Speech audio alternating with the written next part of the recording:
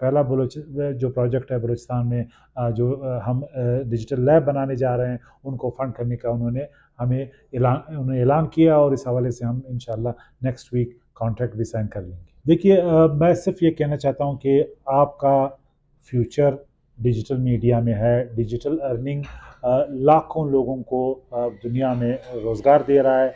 आप अपने जो सोशल मीडिया के स्किल्स हैं उनको अपग्रेड करें, आप इस ट्रेनिंग का हिस्सा बने, और आप ये सीखें कि आप किस तरीके से डॉलर कमा सकते हैं। इसी तरह हम कोशिश करेंगे कि गवर्नमेंट और प्राइवेट सेक्टर और हमारे फ्रेंडली एम्बेसीज हम मिल के आपके इस ड्रीम्स को किस तरह हम वाकई उसको हकीकत में तब्दील करें। तो आप हमारे साथ ताउन करें और इन प्रोग्रामों का हिस्सा बने। देखिए, एक तो अल्हम्दुलिल्लाह प्रोग्रेस ये हुआ है कि बहुत से, आपको मालूम है, 2 साल पहले बहुत से डिस्ट्रिक्ट्स में इंटरनेट की सर्विसेज सस्पेंडेड थी।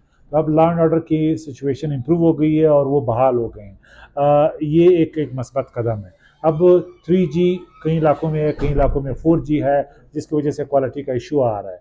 और अभी पाकिस्तान में 5G आ गया है। तो अभी मैं जब फेडरल मिनिस्टर से भी मिला था IT के, उससे मैंने बात की है कि मैंने कहा हमें क्वालिटी इंटरनेट और टावर्स का इशू है।